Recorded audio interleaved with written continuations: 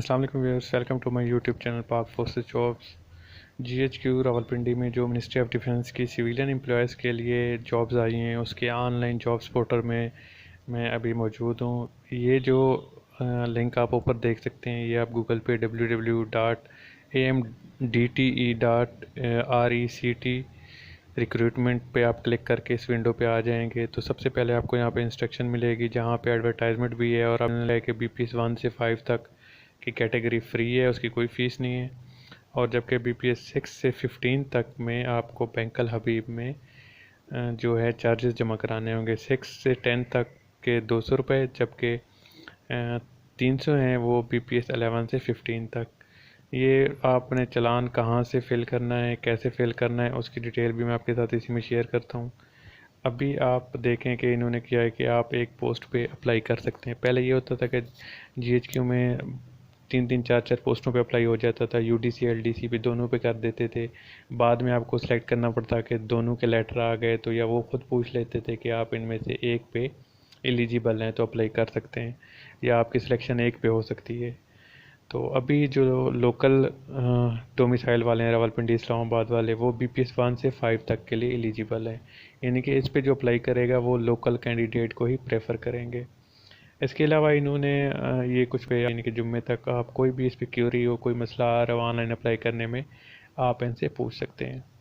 तो इस पे 16 तारीख की लास्ट डेट इन्होंने दी हुई है। सबसे पहले हम इस पे देखेंगे, जॉब एडवर्टाइजमेंट भी देख सकते हैं, लेकिन हम फ़ी डिपॉजिट का तरीका देखेंगे कि उसका क्या तरीक़ाकार है और कैसे फ़ी का जो फॉर्म है वो फिल करना है।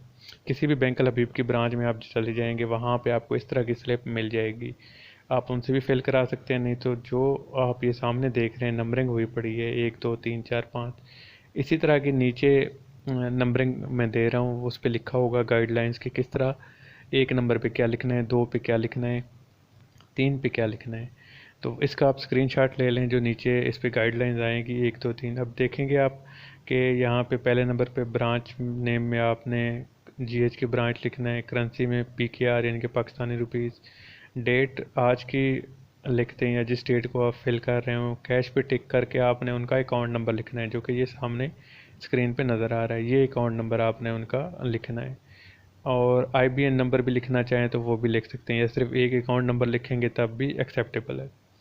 अकाउंट टाइटल में A&M एग्ज़ाम फ़ी फ़ंड लिखेंगे। डिपॉजिटर CNIC में अपना आप CNIC नंबर लिखेंगे। पर्पज़ में आप अपनी पोस्ट का नाम लिखेंगे, जिस पोस्ट पे आप अप्लाई कर रहे हैं उस पोस्ट का नाम आप इसमें लिख देंगे। इसी तरह नीचे भी डिपॉजिटर का नाम में आप अपना नाम लिखेंगे।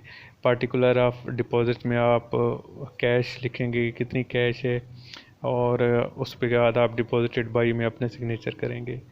तो तमाम जो डिपॉजिट स्लिप या चालान नंबर है वो कह रहे हैं कि हर का डिफरेंट होता है, तो आपने ये चालान या डिपॉजिट स्लिप नंबर आपने संभाल के रखना है या याद रखना है। इसको आप दोबारा इंटर कर सकते हैं, फिल कर सकते हैं। अभी हम अप्लाई ऑनलाइन पे करेंगे तो हमारे पास वही विंडो आ जाएगी जिस पे हम ऑनलाइन अप्लाई का हमारे पास ऑप्शन आ रहा था।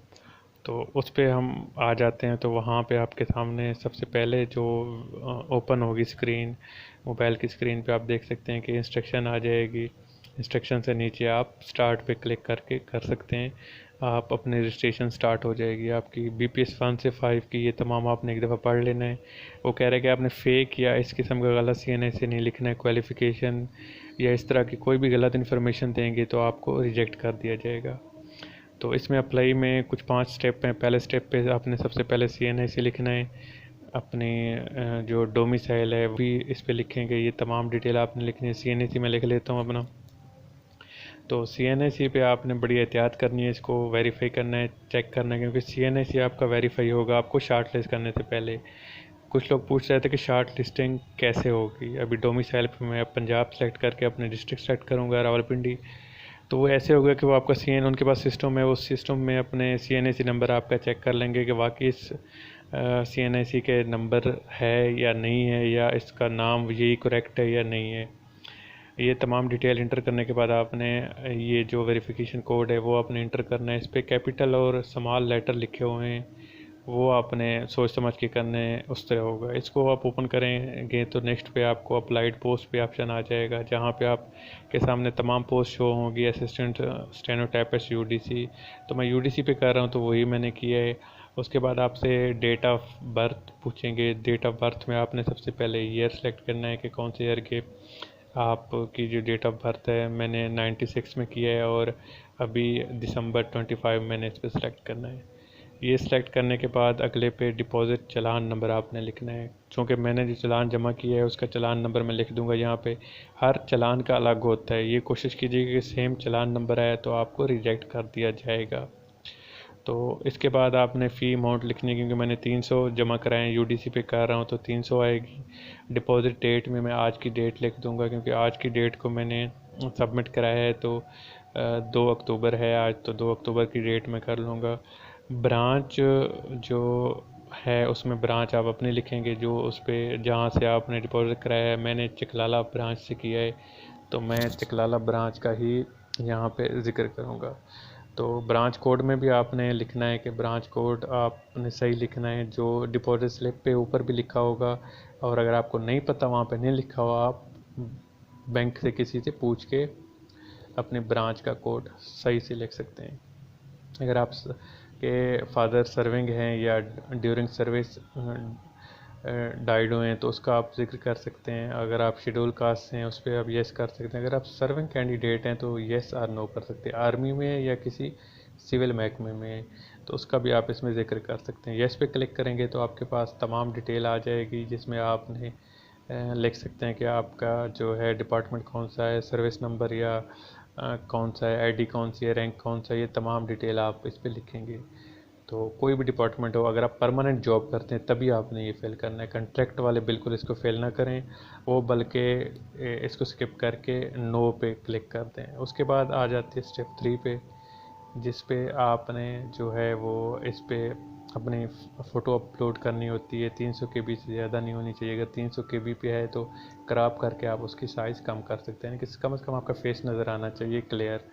तो मैं इस पे जो है वो अपडेट करता हूँ अपनी प्रोफाइल जो है वो मैं आपको दिखाता हूँ। जो भी है मैं इस पर अपलोड करके फिर उसके बाद नेम की बारी आती है। इस पर मैं अपना नाम लिखूँगा, कंप्लीट नेम लिखना है आपने, और इस पर गलती नहीं करनी, क्योंकि अगर आपके CNIC डिफरेंट नेम हो गया तो आपको मसला बनेगा, आपको एंट्री भी नहीं होगी। और वहाँ पे आपको बल्कि जब वेरीफाई करेंगे आपका CNIC नंबर सिस्टम से तो आपका नाम मुख्तलिफ आ रहा होगा और CNIC नंबर मुख्तलिफ, तो आपको टेस्ट के लिए ही नहीं बुलाएंगे। फादर नेम पे आपने फादर नेम अपने जो वाले साहब हैं उनका नाम लिखना है, कंप्लीट नाम लिखना है। जो CNIC के आपके CNIC पे जो नाम लिखा हुआ है वो लिखना है। इसके बाद आपने प्रेजेंट या मेलिंग एड्रेस लिखना है। मेलिंग एड्रेस आपने वही लिखना है जो आपके बेशक आप गांव में रह रहे हो, आप वो मेलिंग एड्रेस रखें किसी दोस्त का, किसी शॉप का जो शहर में हो, ताकि आपको इन टाइम मेल वहाँ पे पहुँच सके। क्योंकि सिक्योरिटी क्लियरेंस के टाइम पे बड़ा मसला होता है, लेटर आपको नहीं मिलते, सिक्योरिटी क्लियरेंस के फॉर्म नहीं मिलते। तो लास्ट ईयर भी ऐसे ही हुआ था, लास्ट इंडक्शन पे काफ़ी सारे लड़कों को सिक्योरिटी फॉर्म लेट मिले जो उन्होंने सबमिट कराए, लेकिन वो वहाँ पे कंसीडर नहीं हुए। इसी तरह एड्रेस पे मैंने सेम लिख दिया है। अपना मोबाइल नंबर मैं यहाँ पे लिखूँगा, मोबाइल नंबर के मेल लिखना है, आपने लाजमी लिखना है ये दोनों चीज़ें। तो आपने अपना पर्सनल मोबाइल नंबर लिखना है, लेकिन कन्वर्टेड ना हो, याद रखिए। किसी और नेटवर्क की सेम कन्वर्टेड है तो उस पर मैसेज नहीं आते, ये याद रखिएगा। तो अपने वालिद साहब का या अपने भाई का लिख दीजिए, जो कन्वर्टेड ना हो उनका भी लिख सकते हैं। ईमेल एड्रेस पे आपने अपना ईमेल एड्रेस लिखना है, किसी भाई का या अपने अबू का भी आप लिख सकते हैं। एग्ज़ामिनेशन सेंटर पे आएँ तो रावलपिंडी, लाहौर, कोयटा, कराची है। तो जो रावलपिंडी में करना चाह रहे हैं पंजाब वाले, वो रावलपिंडी में ना करें, क्योंकि रावलपिंडी पे बहुत रश होना है और वहाँ पे काफ़ी सख्ती होती है। इनके KPK वाले सारे रावलपिंडी आ जाएंगे, गिलगित बल्तिस्तान वाले रावलपिंडी में आएंगे। तो पंजाब वालों, ख़ास तौर पर जनूबी पंजाब को लाहौर सेलेक्ट करना है। और कोयटा वालों का तो एक ही ऑप्शन है कोयटा में, और सिंध वालों का कराची में। पहले सखर और हैदराबाद में भी हुए थे, तो इसी तरह अब जो है ना उन्होंने उसको स्किप करके सिर्फ कराची कर दी है। तो एक इसमें ये बात भी है कि अगर आप कोयटा सेलेक्ट करते हैं, पंजाब डोमिसाइल के हैं, तो वहाँ पे रिलैक्सेशन होती है टेस्ट में भी और बाकी चीज़ों में भी। ये आपको मैं एक गुर की बात बता रहा हूँ। तो लेकिन सफ़र होगा, आपको जाना पड़ेगा, लेकिन ये एक ट्रिक है, मैं आपको बता देता हूँ। उसके बाद सबमिट करेंगे तो आपने यहाँ पे अपने सब्जेक्ट जितने भी हैं या जो भी आपने डिग्री है वो लिखेंगे। यहाँ पे सबसे पहले उन्होंने क्राइटेरिया दिया कि इंटरमीडिएट होनी चाहिए, टाइपिंग स्पीड होनी चाहिए, कंप्यूटर लिटरेट होना चाहिए। 3 वीक्स का बेसिक आईटी कोर्स आपको वो बाद में भी करा सकते हैं दौरान ड्यूटी, यानी कि आपको 2 साल के अंदर अंदर ये कोर्स पास करना होगा। अब क्वालिफ़िकेशन पे आएंगे तो आपने अपनी क्वालिफ़िकेशन लिखनी है, जितने आपके साइंस आर्ट्स हैं, मेजर सब्जेक्ट सेलेक्ट करने हैं, अपने ऑब्टेन मार्क्स, टोटल मार्क्स और डिवीजन या ग्रेड आपने लिखनी है। उसके बाद यूनिवर्सिटी आप लिखेंगे या आपका जो बोर्ड है PISE रावलपिंडी या लाहौर या फैसलाबाद जो भी है आप वो लिख देंगे। इंटरमीडिएट पे क्योंकि मैंने आई काम किया है तो मैं आई काम लिखूँगा। उसके बाद इसके मार्क्स मैं यहाँ पे एंटर करूँगा। तो मार्क्स पे ग्रेडिंग भी आपने इस पे काउंट होगी कि अब शार्ट लिस्टिंग के लिए ये चीज़ भी देखी जाएगी। अब वो शार्ट लिस्ट एक बना देंगे, अपने पास रखेंगे और देखेंगे जो ज़्यादा क्वालिफाई कर रहे हैं तो उनको बुलाएंगे। ऐसे तो बहुत सारे कैंडिडेट अप्लाई कर देते हैं, बहुत सारे को रिजेक्ट भी हो जाती है। ऐसी बात नहीं कि आपने फ़ीस भर दी कि आप तो ज़रूर बुलाएंगे, ऐसा नहीं है बिल्कुल। और उसके बाद आपने ये टिक करना है कि आपके पास टाइपिंग स्पीड भी है और कंप्यूटर लिटरेट भी है। ये करके नेक्स्ट पे आएंगे तो आपके पास एक्सपीरियंस की डिटेल आ जाएगी जो कि ऑप्शनल है। अगर आप इसको नहीं भी करेंगे तो कोई इफेक्ट नहीं होगा, अगर आप कर भी लेंगे तो ज़्यादा फ़र्क नहीं होता। अगर आप कर रहे हैं किसी गवर्नमेंट जॉब में कर रहे हैं तो वो आपने यहाँ पे लाजमी लिखना है, अदरवाइज़ आपने इस पर नहीं लिखना। अभी नेक्स्ट पे आते हैं तो ये तमाम मेरी डिटेल यहाँ पे शो हो रही है। तो मैं इसको नेक्स्ट करूँगा तो ये सबमिट का ऑप्शन आ जाएगा। इस पर मैं अगर सबमिट करूँगा तो ये अप्लाई की तरफ चला जाएगा। अभी अप्लाई हो गया है तो यहाँ पे मेरे पास शो हो रहा है कि आपका रोल नंबर ये है। तो 2746 जो है कैंडिडेट अप्लाई कर चुके हैं अब तक, उसके लिए जो UDC के लिए अप्लाई कर चुके हैं। तो अभी आप इस पर गो बैक होम पेज या प्रिंट एप्लीकेशन फॉर्म, आप प्रिंट एप्लीकेशन फॉर्म करेंगे, आपके पास PDF सेव का ऑप्शन आएगा। आपने ये फॉर्म सेव करके अपने पास रख लेना है ताकि आपको लेके जाना पड़े तो और आपने अपनी बैंक डिपॉजिट स्लिप को भी संभाल के रखना है। तो आपको स्टेटस भी यही इनकी वेबसाइट से पता चल जाएगा। लास्ट डेट के बाद 10 डेज़ के, लास्ट डेट की 10 डेज़ के बाद आपको शो हो जाएगी। स्लिप भी यहीं से आएगी, जबकि अपॉइंटमेंट लेटर आपको हार्ड में